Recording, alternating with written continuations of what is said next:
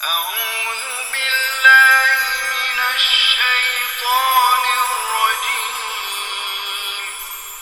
بسم الله الرحمن الرحيم. بسم اللہ الرحمن الرحیم. آپ کو یاد ہوگا بھائیو اور بہنوں کہ ہم نے یہ series towards understanding of the Quran شروع کی تھی ہدایت کے عنوان سے. اس کے بعد ہم نے گفتگو کی تھی رب ہمارا پر.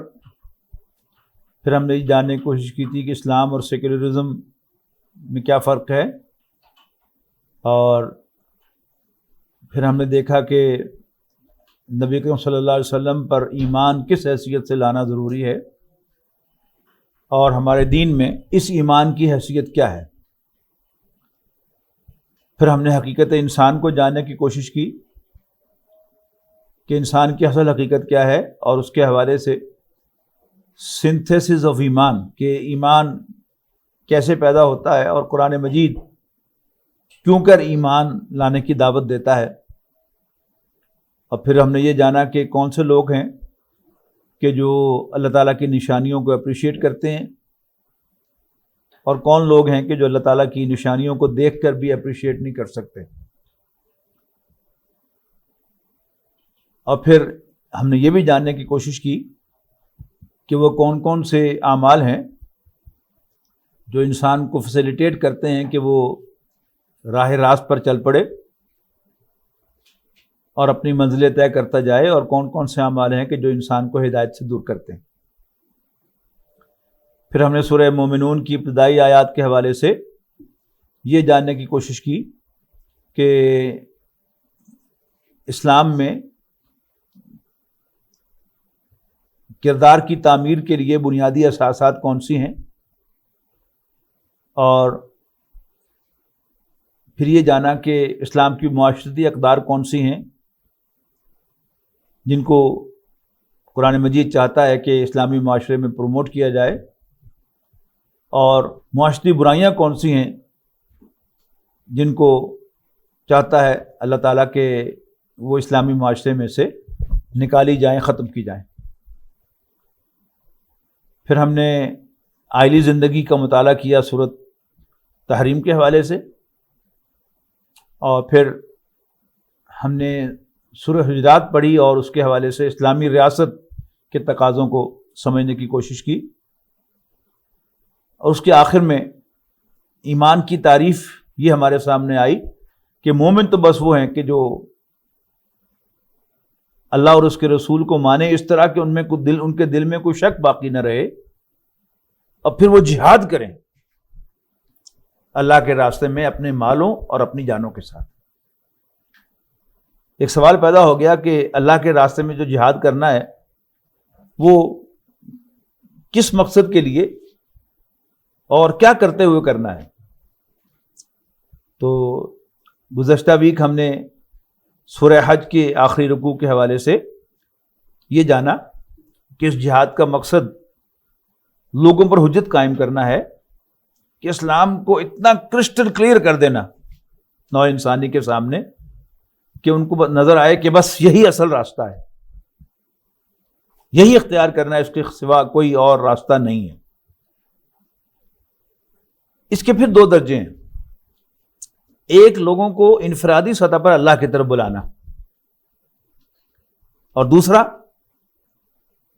وہ لوگ کہ جو سمجھدار ہوں گے، زیادہ ذہین ہوں گے، ان کی سمجھ میں تو یہ بات آ جائے گی،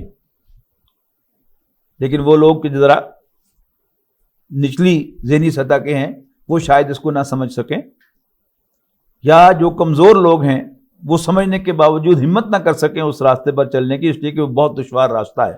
لہذا ان کے لیے اللہ کے دین کو قائم کر کے دکھا دینا اور اللہ تعالیٰ کا نظام عدل اس زمین پر رائج کرنا کہ کوئی شخص اللہ کو نہ بھی مانے تو بھی اس کے گھر کی دہلیز تک، اس کے دروازے تک اللہ کا عدل پہنچ جائے. تو اس دوسری سطح کا مطالعہ تو انشاءاللہ ہم اگلی دونوں نشستوں میں سورہ صف کے حوالے سے کریں گے. لیکن آج ہم جو پہلا سٹیپ ہے اللہ کی طرف بلانا، اس کو ہم پڑھیں گے سورۃ فصلت یا سورۃ حامیم اور سجدہ کی آیات 30 تا 36 کے حوالے سے. شروع کرتے ہیں. اعوذ باللہ من الشیطان الرجیم. بسم اللہ الرحمن الرحیم.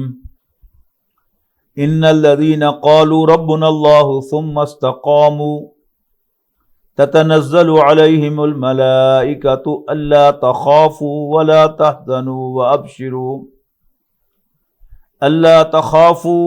تحزنوا وأبشروا بالجنة التي كنتم توعدون.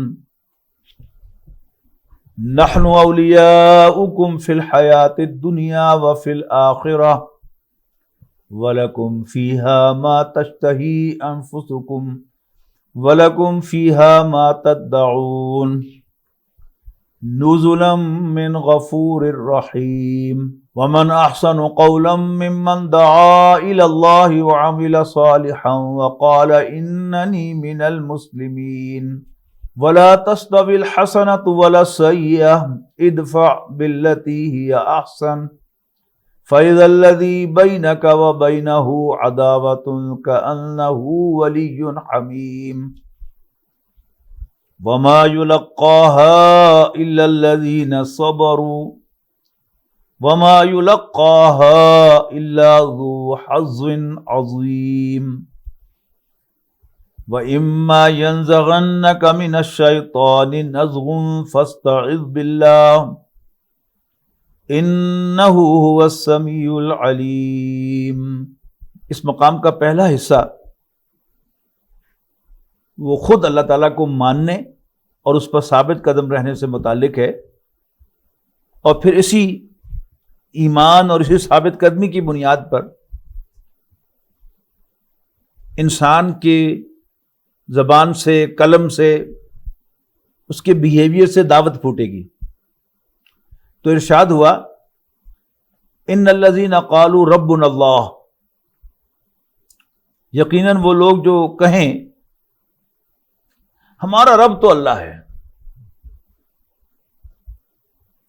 اسلام میں داخلہ اللہ تعالیٰ کو الہ ماننے سے ہے، اللہ تعالیٰ کو خدا ماننے سے ہے، گاڈ ماننے سے ہے، اللہ تعالیٰ کو worthy only one worthy of worship ماننے سے. لا الہ الا اللہ کا مفہوم تو یہی ہے نا کہ there is no one worthy of worship، کوئی بھی اللہ کے سوا عبادت کے، پرستش کے، ورشپ کے لائق نہیں ہے. لیکن ربنا اللہ کا مطلب کیا ہے؟ یہ ماننا اور یہ اعلان کرنا، یہ کہنا ہمارا رب تو اللہ ہے. اس سلسلے کی دوسری ٹاک رب ہمارا، اگر آپ کو یاد ہو یوٹیوب پر پڑے ہوئے ہیں سارے لیکچرز، اس میں سے پھر سنیے گا اس کو کہ عربی زبان میں لفظ اللہ اللہ تعالیٰ کے لیے بنا تھا، غیر اللہ کے لیے بولا ہی نہیں جا سکتا. جیسے انگریزی میں دو گاڈ ہے نا، ایک اسمال جی والا گاڈ ہے، ایک کیپٹل جی والا گاڈ ہے. کیپٹل جی والا گاڈ اللہ کے لیے بنا تھا اگر انگلش لینگویج میں، اور وہ غیر اللہ کے لیے بولا ہی نہیں جا سکتا. اس کی نہ پلورل ہے، اس کی نہ جمع ہے، نہ اس کے ساتھ کبھی دی لگتا ہے، نہ اے لگتا ہے. اسی طرح عربی زبان میں الہن worthy of worship، اس کے ساتھ الہن خود نکرہ ہے تو اس کا ترجمہ ہے کوئی سا خدا یا ایک خدا، a god. اس کی جمع بھی ہے آلہہ، اس کی مؤنث بھی ہے لات. لیکن اللہ کی نہ کوئی جمع ہے، نہ اس پر الف لام لگتا ہے، اور نہ اس کی کوئی مؤنث ہے. تو لفظ اللہ عربی زبان میں اللہ تعالیٰ کے لیے بنا تھا، اور صرف اللہ تعالیٰ کے لیے بولا جا سکتا تھا. اس کے مقابلے میں لفظ رب اللہ تعالیٰ کے لیے نہیں بنا تھا عربی زبان میں، یہ مالک کے لیے بنا تھا. the one، ایسا کہ جو کسی چیز کا مالک ہو، اس پر پورا اختیار ہو، اس کو رب کہتے تھے. عربی زبان میں اگر آپ نے یہ کہنا ہو کہ امیہ بن خلف حضرت بلال کا آقا تھا، اس لیے کہ وہ اس کے غلام تھے. آپ کے لیے عربی میں سوائے رب کے اور کوئی لفظ نہیں ہے، آپ کو کہنا پڑے گا کانا امیہ رب بلال رضی اللہ عنہ. امیہ بن خلف حضرت بلال کا رب تھا، ان کا آقا تھا. آپ کسی عرب ملک میں کوئی مکان کرائے پر لیں تو مالک مکان کو کیا کہیں گے؟ رب الدار. فقہ میں جو انویسٹ کرنے والا ہوتا ہے، یعنی ایک تو کام کرنے والا ہوتا ہے نا بزنس میں، اور ایک انویسٹ کرنے والا ہوتا ہے. انویسٹر کو کیا کہتے ہیں؟ رب المال، مال کا مالک، مال انویسٹ کرنے والا. قرآن مجید میں اللہ تعالیٰ کا تعارف رب ہے. مکے کے کافر توحید کے ساتھ اللہ تعالیٰ کو خالق کائنات تو مانتے ہی تھے. کئی دفعہ آیا قرآن مجید میں لئن سألتہم من خلق السماوات والارض لیقولن اللہ.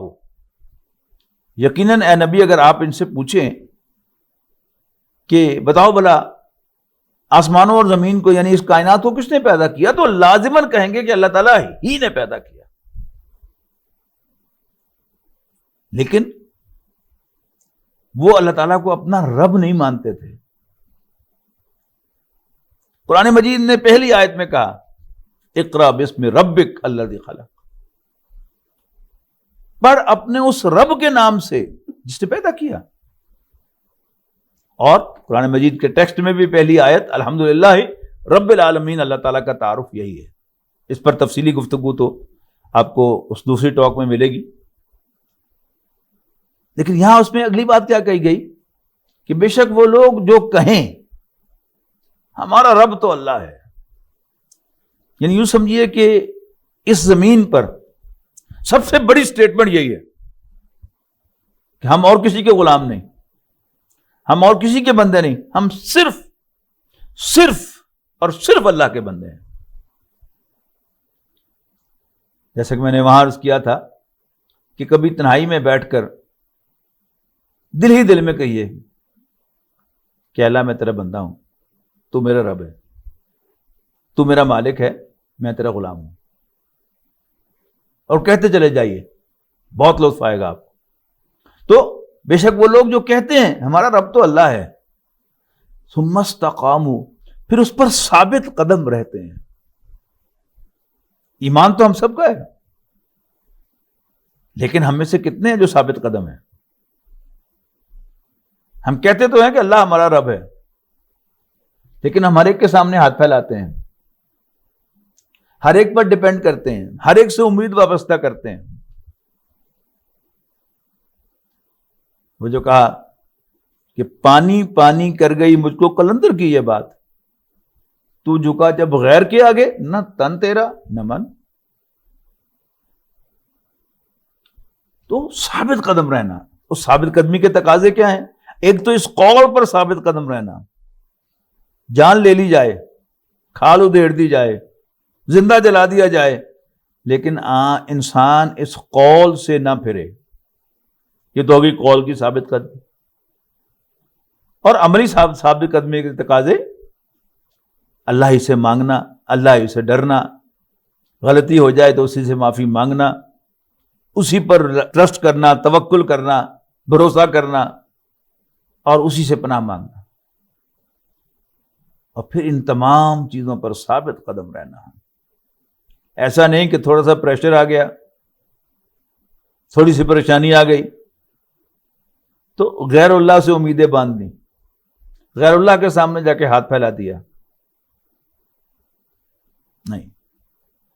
ان الذین قالوا ربنا اللہ ثم استقاموا، بے شک وہ لوگ جو کہتے ہیں کہ ہمارا رب تو اللہ ہے، پھر اس پر ثابت قدم رہیں.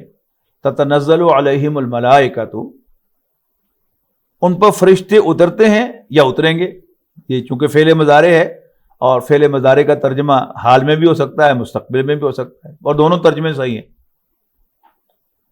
ان پر فرشتے نازل ہوتے ہیں یا ان پر فرشتے نازل ہوں گے. اور یہ دونوں حقیقتیں ہیں کہ فرشتے ہمیشہ نازل ہوتے رہتے ہیں، صبح و شام اپنی ڈیوٹیاں دیتے ہیں، اور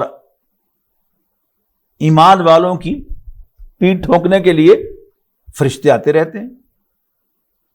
ان کو استقامت دلانے کے لیے فرشتے اللہ تعالیٰ نازل فرماتا ہے کہ میرے بندوں کا دل جماؤ جا کر کہ وہ گھبرا نہ جائیں، ان کو تسلی دو، ان کی پیٹھ ٹھونکو۔ یہ تو ہو گیا فعل حال میں ترجمہ کہ ان پر فرشتے نازل ہوتے ہیں، اور دوسرا ان پر فرشتے نازل ہوں گے موت کے وقت۔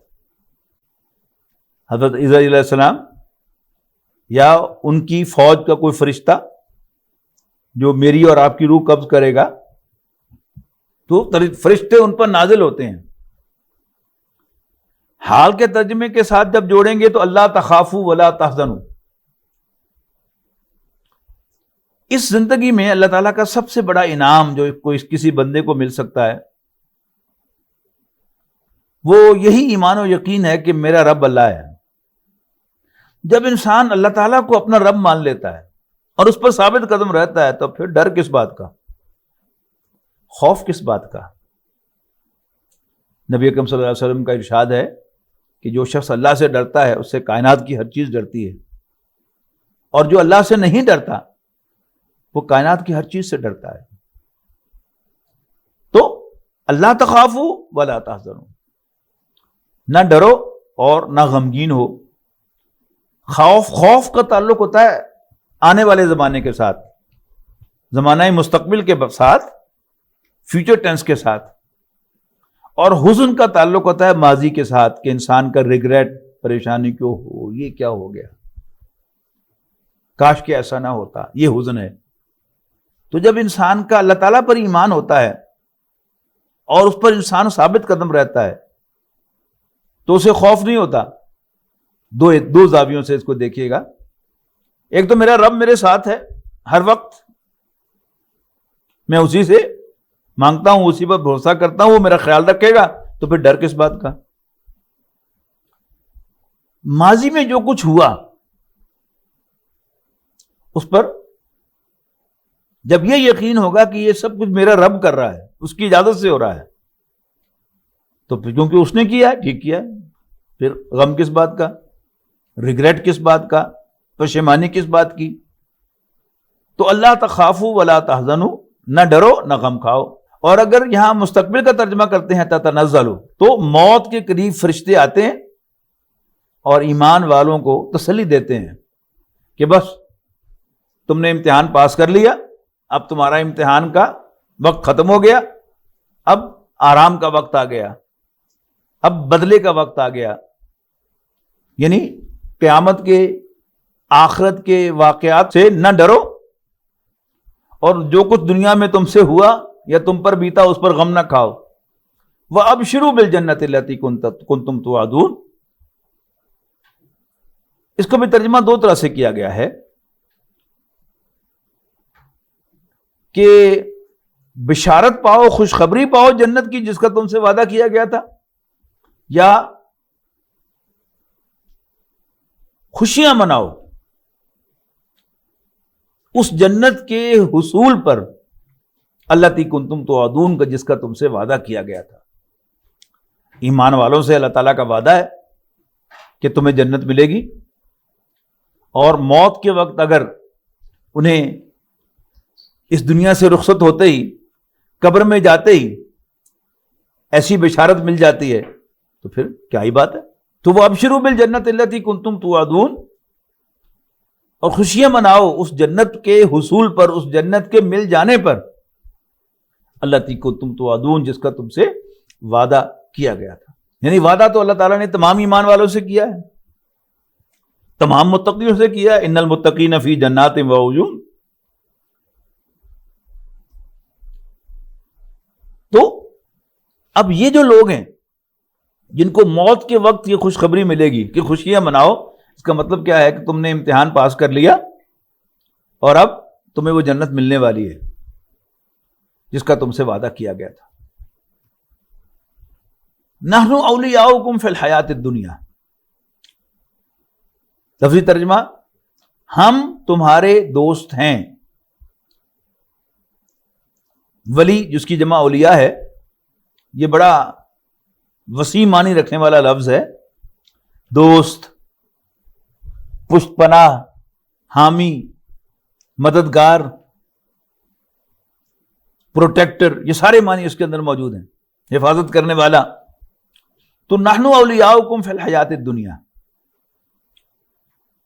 ہم دنیاوی زندگی میں بھی تمہارے دوست ہیں. اور اگر یہ بات موت کے وقت ہو رہی ہے، فرشتے کہہ رہے ہیں یا اللہ تعالیٰ کہہ رہا ہے، فرشتے بیان کر رہے ہیں اس کو، تو پھر ترجمہ ہوگا کہ ہم دنیاوی زندگی میں بھی تمہارے دوست، تمہارے ساتھی، تمہارے ولی تھے، وفی الآخرت، اور آخرت میں بھی ہیں. وَلَكُمْ فِيهَا مَا تَشْتَهِي أَنفُسُكُمْ، اور آخرت میں تمہارے لیے ہوگا وہ سب کچھ ما تشتہی انفسکم. اشتہا کہتے ہیں نا چاہت کو، پرسویشن کو، کہ آخرت میں تمہارے لیے ہوگا یا جنت میں تمہارے لیے ہوگا ما تشتہی انفسکم، جو تمہارے جی چاہیں گے. اب جو تمہارے جی چاہیں گے یہ اللہ تعالیٰ سے بڑھ کر کسے معلوم ہے؟ اللہ تعالیٰ میرا، آپ کا، ہم سب کا خالق ہے.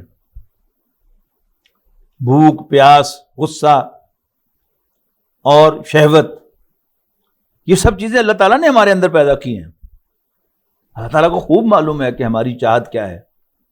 تو اللہ تعالیٰ نے انسان کی نیچر میں جو چاہتیں رکھی ہیں وہ تو پہلے سے پرووائڈڈ ہوں گی، اے ٹو زی، الف سے لے کر یہ تک ہوں گی.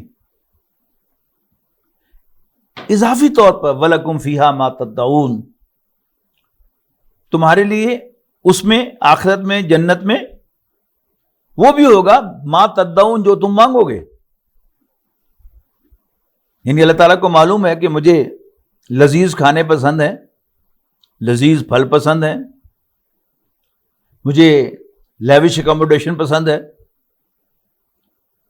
وہ چیزیں پہلے سے ہوں گی وہاں موجود.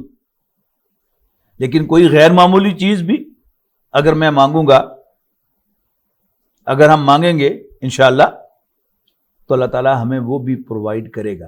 اس کے بعد فرمایا نزلا من غفور الرحیم، ایک بخشنے والے، رحم کرنے والے کی طرف سے بطور نزول کے.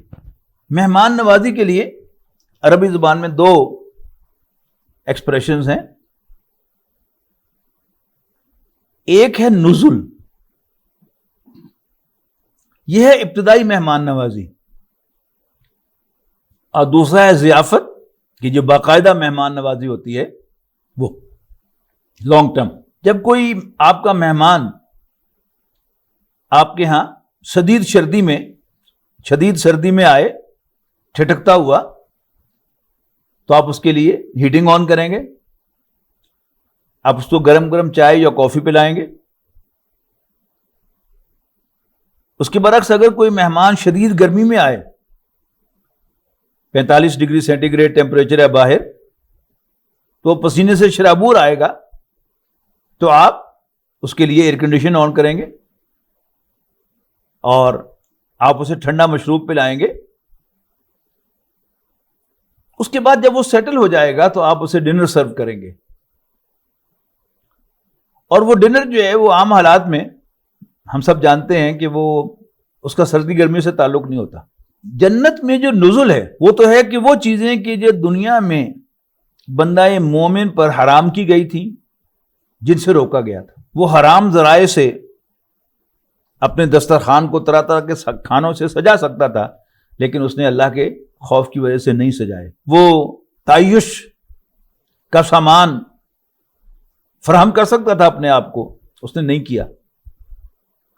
وہ مختلف طریقوں سے لائف کو انجوائے کر سکتا تھا، زندگی کو پرتعیش بنا سکتا تھا، لیوش بنا سکتا تھا، اس نے نہیں بنایا. آج جب وہ اللہ تعالیٰ کا مہمان بنے گا تو سب سے پہلے اللہ تعالیٰ کہے گا کہ کھلا کھاؤ، وہ چیزیں کہ جو تمہیں دنیا میں پینا حرام کی گئی تھی وہ بھی پیو.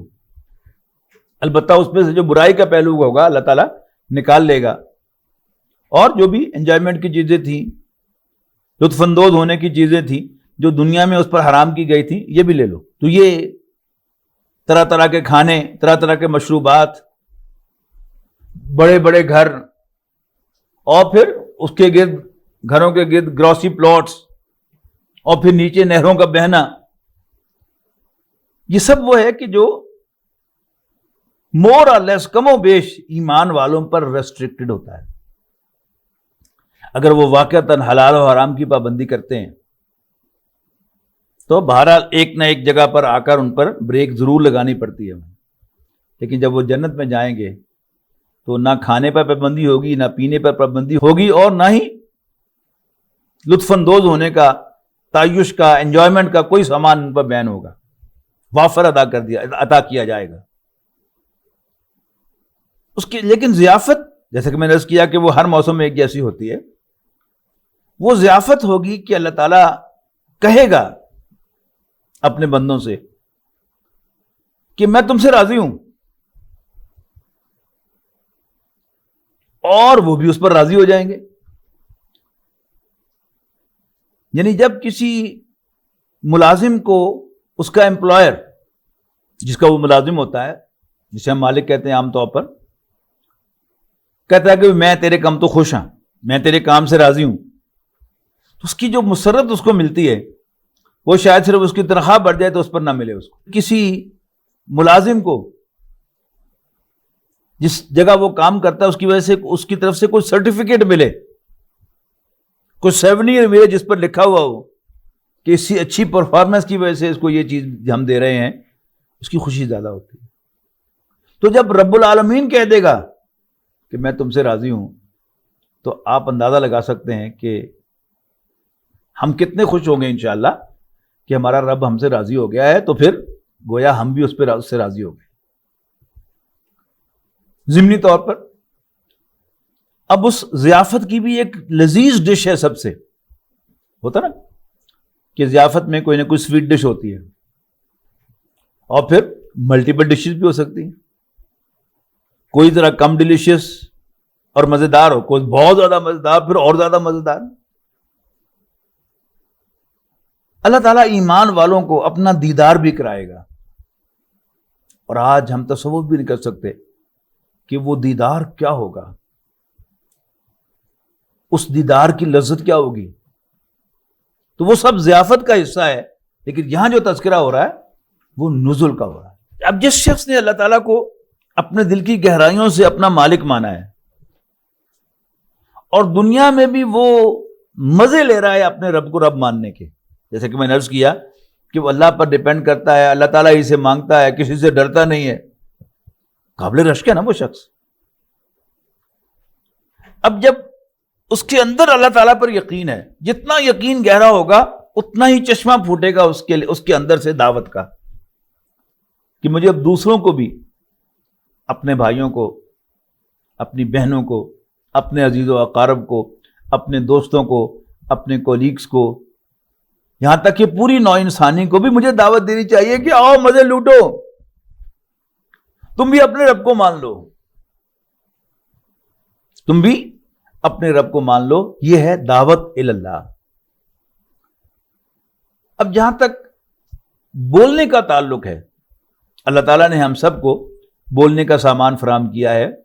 یہاں آلائے صوت ہے ایک، جو ہوا کی نالی کے اوپر ہے، اس میں تار بنائے ہیں اللہ تعالیٰ جن میں سے آوازیں نکلتی ہیں، ذرا بھاری آواز، ہلکی آواز، اور پھر الفاظ بنتے ہیں ہمارے گلے میں سے گزرتے ہوئے، اور ہونٹوں اور زبان اور تالو میں سے گزرتے ہوئے. ہم اپنی زبان کو مختلف طرح سے حرکت دیتے ہیں تو مختلف ساؤنڈ جو ہیں وہ بنتی ہیں. اللہ کے فضل و کرم سے ہم سب بولتے ہیں، سب کو اللہ تعالیٰ نے بولنے کی صلاحیت عطا کی ہے. لیکن یہ چوائس اللہ تعالیٰ نے ہم پر چھوڑا ہے. ہم اس زبان سے جھوٹ بولنا پسند کریں گے یا سچ بولنا پسند کریں گے؟ ہم اس زبان سے گالی دینا پسند کریں گے اللہ کو ناراض کر کے، یا ہم اس زبان سے خیر کا کلمہ، محبت کا کلمہ بولیں گے، دوسروں کو دعائیں دیں گے اپنے رب کو راضی کر کے؟ یہ چوائس اللہ تعالیٰ نے ہم پر چھوڑا ہے. اور پھر اچھی بات، پھر اس سے اچھی بات، پھر اس سے اچھی بات. تو یہاں یہ فرمایا جا رہا ہے کہ سب سے اچھی بات کس کی ہے؟ ومن احسن قولا، اور کس کی بات سب سے اچھی ہے اور کون بہترین ہے قولا اپنی زبان کے کہے ہوئے قول کے لحاظ سے، ممن دعا الی اللہ، اس کے مقابلے میں جو اللہ کی طرف بلائے.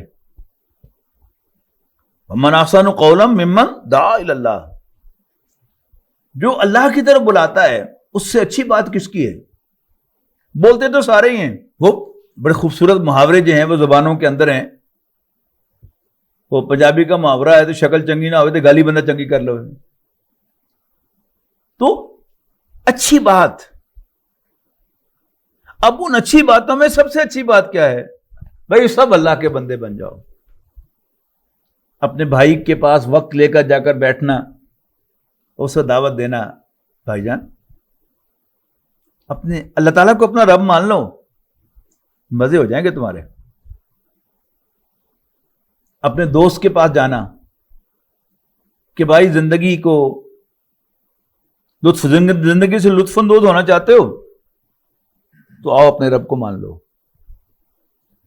اپنے کولیگ کے پاس، دفتر کے ساتھی کے پاس جانا، اسے کہنا کہ میں تمہیں ایک ایسی بات نہ بتاؤں کہ اگر تم اس کو مان لو تو مزے ہو جائیں تمہارے، اللہ تعالیٰ کو اپنا رب مان لو. تو بہترین بات ومن احسن قولا،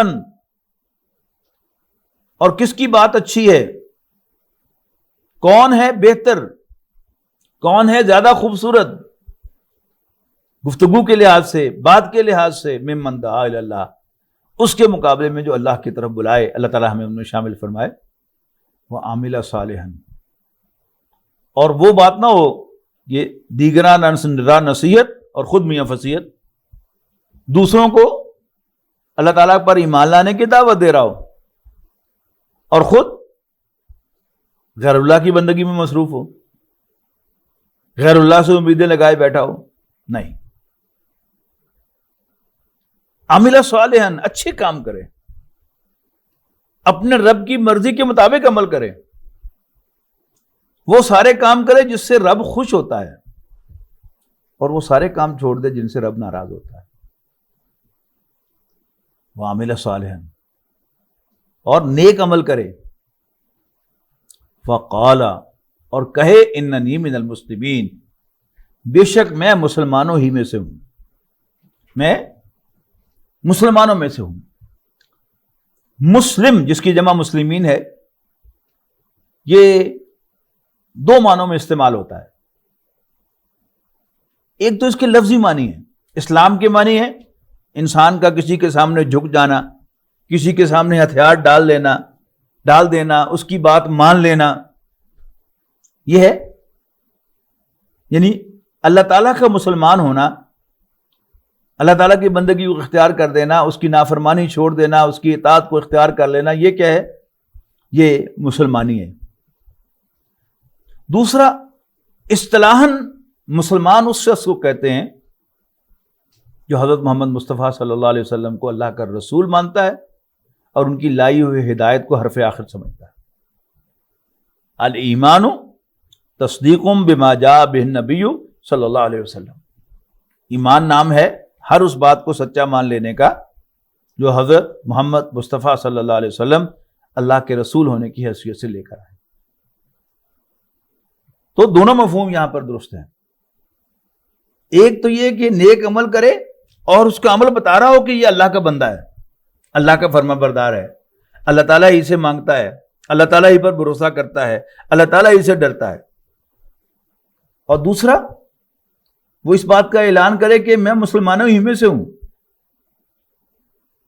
یعنی اپنے آپ کو کوئی سپیریئر چیز نہ سمجھے،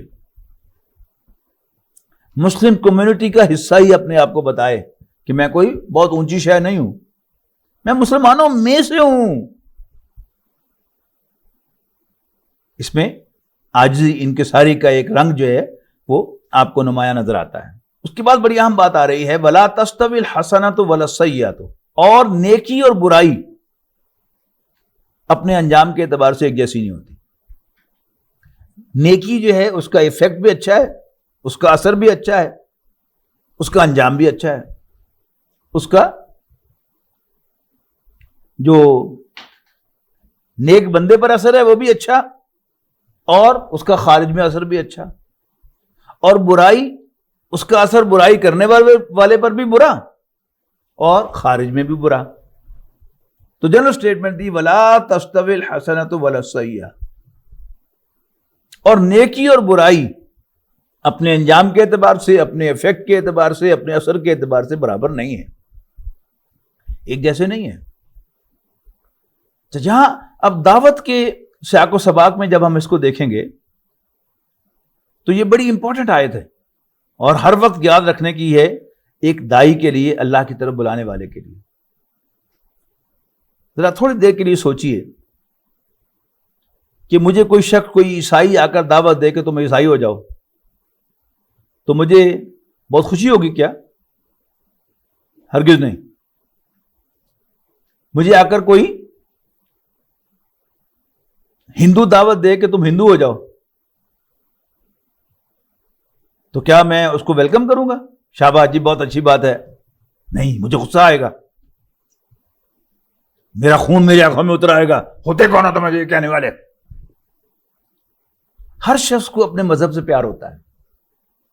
جب بھی ہم کسی غیر مسلم کو اسلام کی دعوت دیں گے تو اس کو غصہ آئے گا، وہ ریئیکٹ کرے گا، تو ہمیں تیار رہنا چاہیے کہ وہ انتہائی غلط رویے کے ساتھ ہم سے پیش آئے گا۔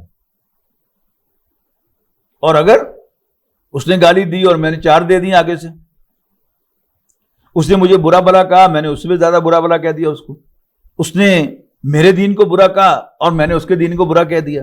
اول تو دعوت دیتے ہوئے بھی ہر شخص کے جذبات کا خیال رکھنا چاہیے۔ آپ کسی عیسائی کو دعوت دینے چلے ہیں تو اچھا اسلوب اختیار کریں، جاتے ہی اس کے مذہب کو برا نہ کہیں۔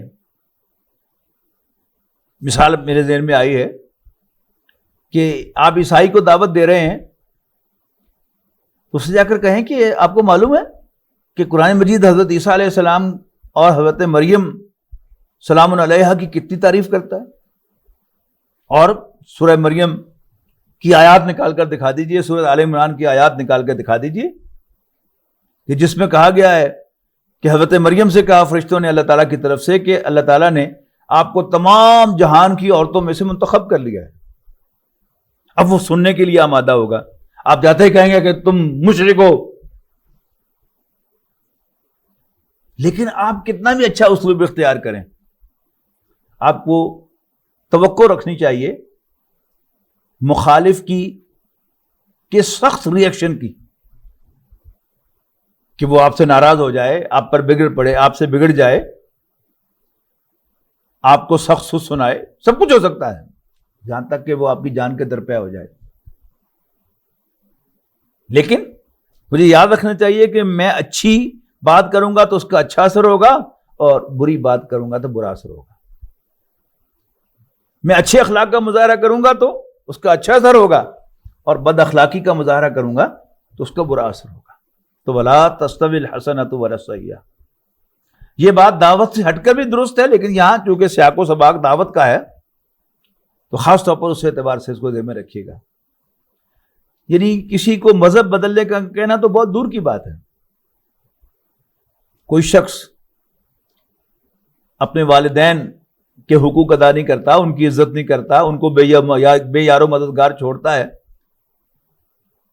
آپ جا کر اس کو تلقین کریں گے کہ بھائی والدین کا خیال رکھا کرو، یا آپ کا کوئی دوست ہے، آپ کا کوئی ملنے والا ہے اور آپ کے علم میں ہے کہ اس نے اپنی بہنوں کو وراثت میں حصہ نہیں دیا، اپنے والد کی وراثت میں، آپ جائیں اس کے پاس چل کر اس کو سمجھائیں جا کر، لیکن ذہنی طور پہ تیار رہیں کہ وہ پلٹ کے کہے گا تم کون ہوتے ہو میرے معاملات میں دخل دینے والے، نہیں دیتا میں، یا کہتا ہے والدین کے بارے میں انہوں نے میرے ساتھ ایسا کیا ہے۔ آپ بڑے اچھے طریقے سے اس کو سمجھائیں گے، لیکن پھر بھی وہ ریئیکٹ کرے گا۔ اب اس نے ریئیکٹ کیا، اب اس سے زیادہ ریئیکٹ کر کے دکھائیں گے تو پھر آپ دعوت دے چکے۔ اللہ تعالیٰ نے ان کی قسمت میں لکھی ہو تو شاید وہ ہدایت پر آ جائیں، ورنہ آپ نے کوئی کسر نہیں چھوڑی، میں نے کوئی کسر نہیں چھوڑی اگر میں نے یہ حرکت کی ہے تو جب میں دعوت دوں گا تو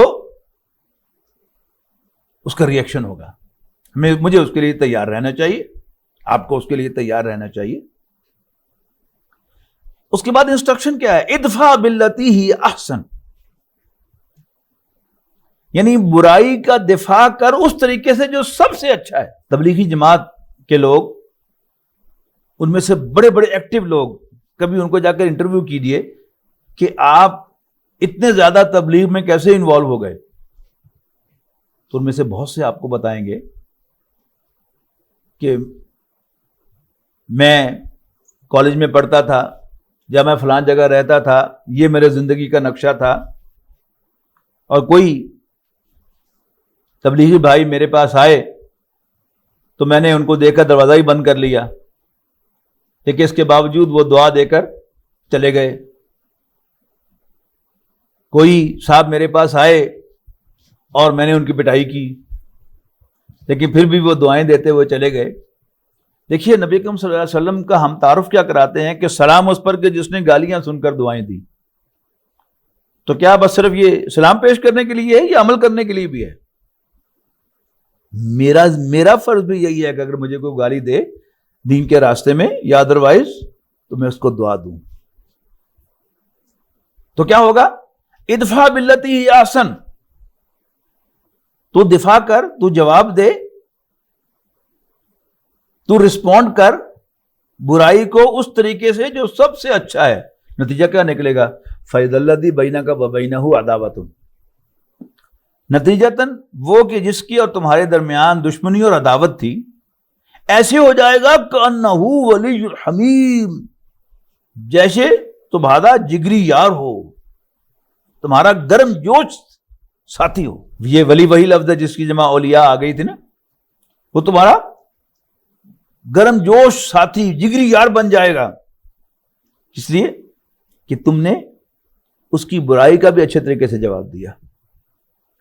اب یہ بات کہنی تو بہت آسان ہے, میں نے کہی, بڑے جوش سے کہی, اور آپ نے سنی, آپ بھی محظوظ ہوئے, بڑی بات دل کو لگی کہ واہ واہ واہ واہ.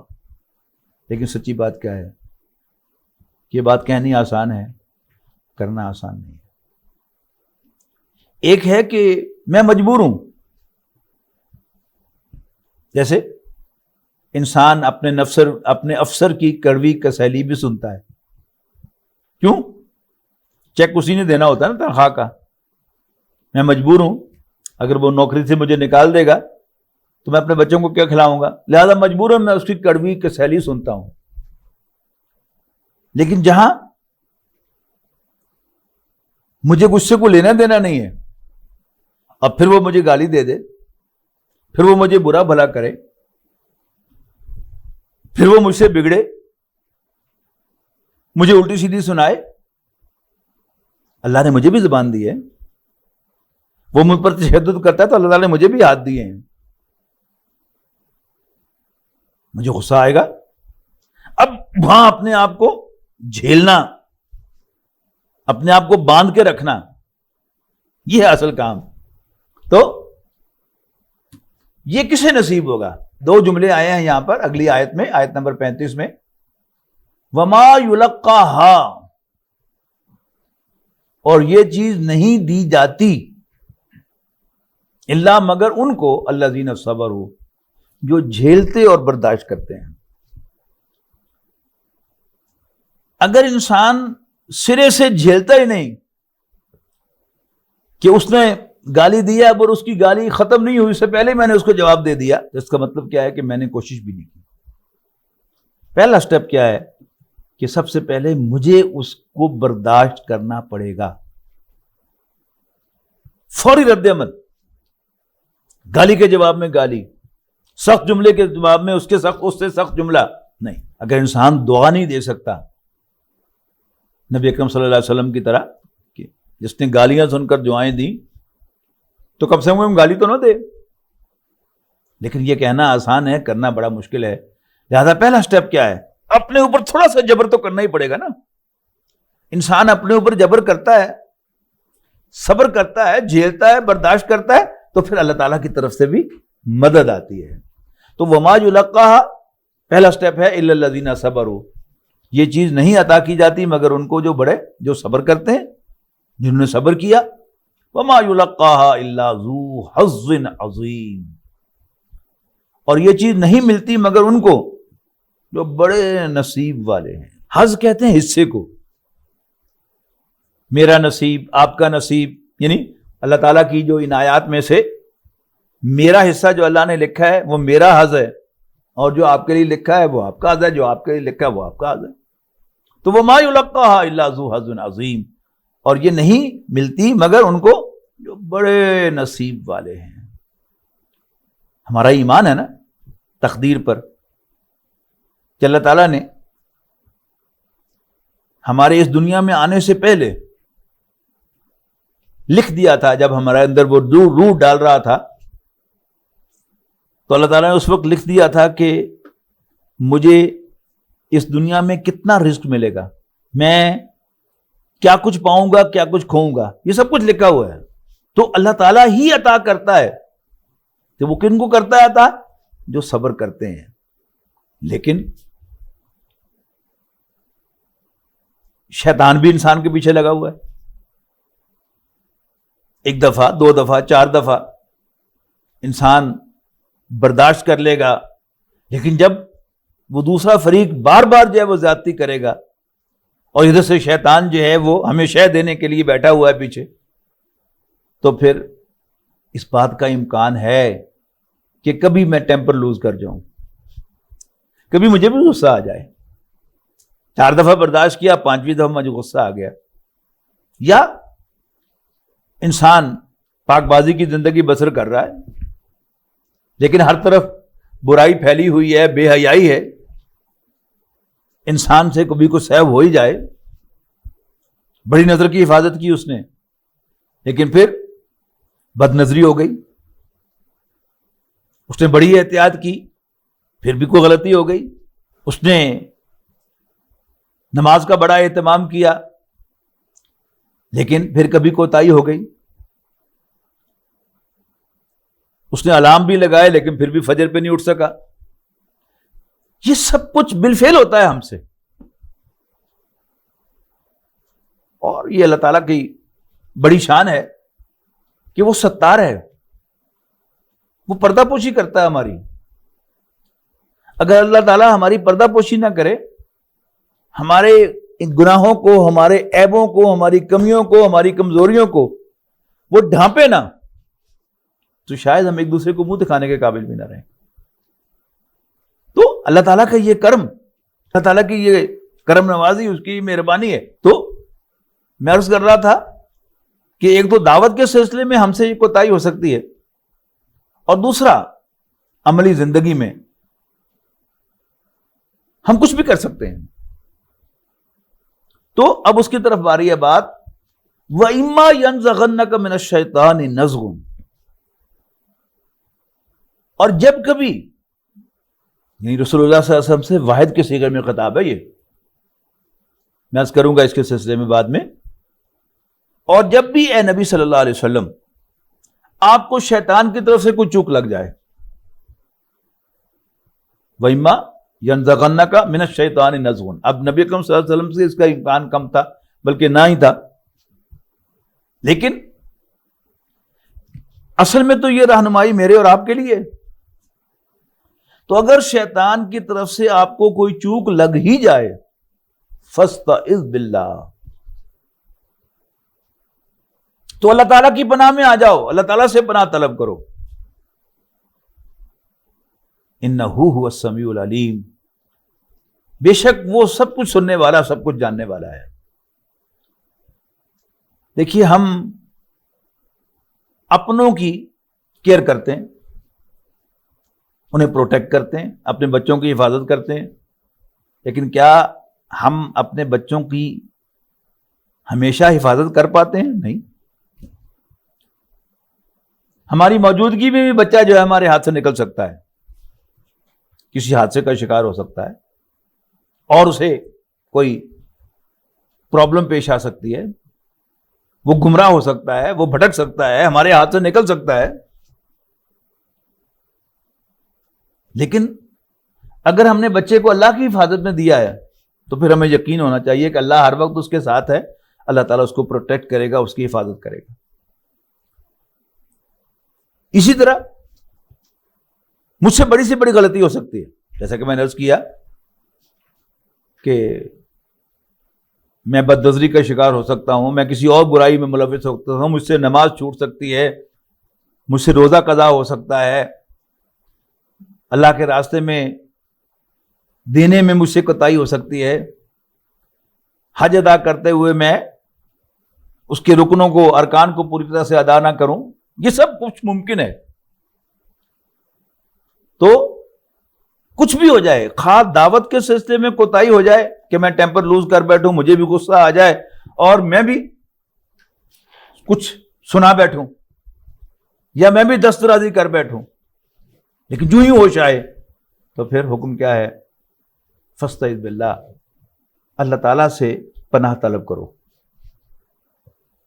یہ اردو میں ہم تراجم میں پڑھتے ہیں اللہ کی پناہ طلب کرو، لیکن عام طور پر جب پناہ کا لفظ آتا ہے تو ہمارے ذہن میں اسائلم کا تصور آتا ہے،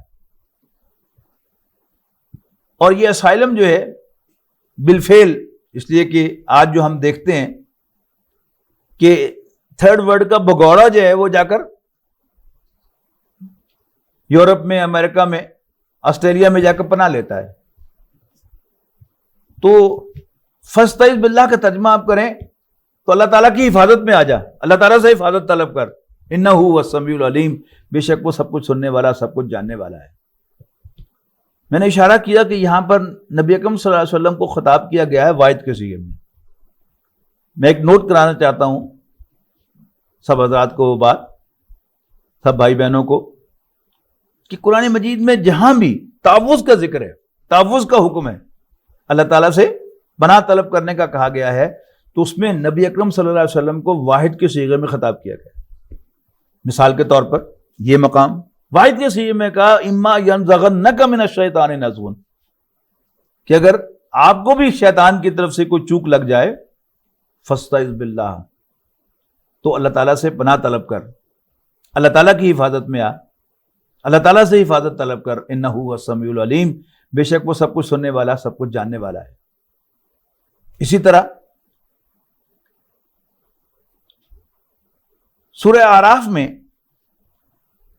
اللہ تعالیٰ نے شیطان کو کہا کہ دفع ہو جاؤ، اگر تم نے سجدہ نہیں کیا، تو اس نے کہا کہ اللہ مجھے موقع دے کہ میں بھی ثابت کروں کہ انسان بھی اس مقام کا اہل نہیں ہے جو تو نے اس کو عطا کیا ہے، اس کو تو نے اشرف المخلوقات کہہ دیا، اپنا خلیفہ بنا دیا۔ تو اللہ نے کہا جا تمہیں اجازت ہے۔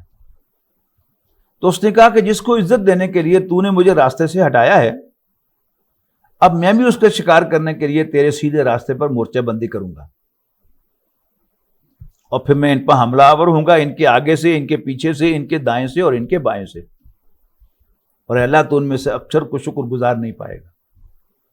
اب صراط مستقیم کون سا ہے جس پر اس نے ڈیرا لگایا ہے؟ وہ قرآن مجید ہے، اور اسی لیے قرآن مجید کی تلاوت سے پہلے تعوذ پڑھنا فرض ہے۔ بسم اللہ پڑھنا سنت ہے، لیکن تعوذ فرض ہے، اور وہ بھی واحد کے صیغے میں کہا گیا رسول اللہ صلی اللہ علیہ وسلم سے کہ اذا قرأت سورۃ النحل میں اذا قرأت القرآن فاستعذ باللہ من الشیطان الرجیم، اے نبی جب بھی تم قرآن پڑھو تو شیطان مردود سے اللہ تعالیٰ کی پناہ میں ضرور آ جائے کرو، اللہ تعالیٰ کی پناہ ضرور طلب کر لیا کرو۔ اسی طرح فرمایا ربی انی اعوذ بک من ہمزات الشیاطین، اے میرے رب میں شیطان کے حملوں سے، یہ جو اس کے کچوکے ہیں، ان سے میں تیری پناہ میں آتا ہوں، اور ربا میں اس سے بھی تیری پناہ میں آتا ہوں کہ شیاطین میرے قریب بھی پھٹکیں۔ اور پھر معوذتین جو ہیں دونوں قرآن مجید کے آخر میں، ان کو تو ہم سب جانتے ہیں کہ قل واحد کے صیغے میں حضور صلی اللہ علیہ وسلم سے کہا ہے قل اعوذ برب الفلق من شر ما خلق ومن شر غاسق اذا وقب ومن شر النفاثات فی العقد ومن شر حاسد اذا حسد، اور قل اعوذ برب الناس ملک الناس الہ الناس من شر الوسواس الخناس الذی یوسوس فی صدور الناس من الجنۃ والناس۔ تو خواہ برائیاں ہوں، ان سے بچنے کے لیے بھی اللہ تعالیٰ کی پناہ کی ضرورت ہے. اللہ تعالیٰ اگر ہمیں برائی سے بچائے گا تبھی ہم برائی سے بچ سکیں گے. اور دعوت دیتے ہوئے جو ریئیکشن آئے دوسری طرف سے، اس ریئیکشن پر ریئیکٹ نہ کرنے کی بھی اللہ تعالیٰ ہی توفیق دے گا تو ہوگا. اللہ تعالیٰ پروٹیکٹ کرے گا، اللہ تعالیٰ حفاظت کرے گا تو ہم ریئیکٹ نہیں کریں گے. ورنہ اگر کسی نے ہمیں ایک گالی دی ہم 4 گالیاں دے ماریں گے. اگر کسی نے ایک تھپڑ مارا ہے تو ہم اس کے 4 مکے رسید کریں گے. ہاں، ہم تھوڑا سا صبر کا مظاہرہ کریں گے، اپنے آپ کو روکنے کی کوشش کریں گے. تو جو پہلا سٹیپ ہے روکنے کا وہ ہمارے ذمہ ہے. پھر اللہ تعالیٰ ہمیں ہمت اور طاقت بھی عطا کرے گا کہ ہم اپنے اوپر قابو پا سکیں. تو اور یہ جو اس کی نزاکت ہے کہ اللہ تعالیٰ کی پروٹیکشن کتنی اہم ہے کہ اللہ کے رسول صلی اللہ علیہ وسلم کو اس کی ضرورت ہے. یعنی عام طور پر جو ہمارا عام طرز عمل ہے کہ جب کوئی بہت بری حرکت ہو تو اس پر ہم پناہ مانگتے ہیں اللہ تعالیٰ سے، اللہ تعالیٰ کی پناہ طلب کرتے ہیں شیطان مردود سے. تو نبی اکرم صلی اللہ علیہ وسلم نے تو کوئی غلطی کرنی نہیں تھی، آپ سے کوئی گناہ تو ہونا نہیں تھا، اس لیے کہ آپ تو معصوم ہیں، اللہ کے نبی ہیں. لیکن شیطان اپنے حملے کرتا رہتا ہے. تو نبی اکرم صلی اللہ علیہ وسلم کو بار بار کہا جاتا ہے کہ جب بھی شیطان کی طرف سے آپ کو چوک لگ جائے تو آپ اللہ تعالیٰ سے حفاظت طلب کریں، اس کی حفاظت میں آئے. یقیناً وہ سب کچھ سننے والا، سب کچھ جاننے والا ہے.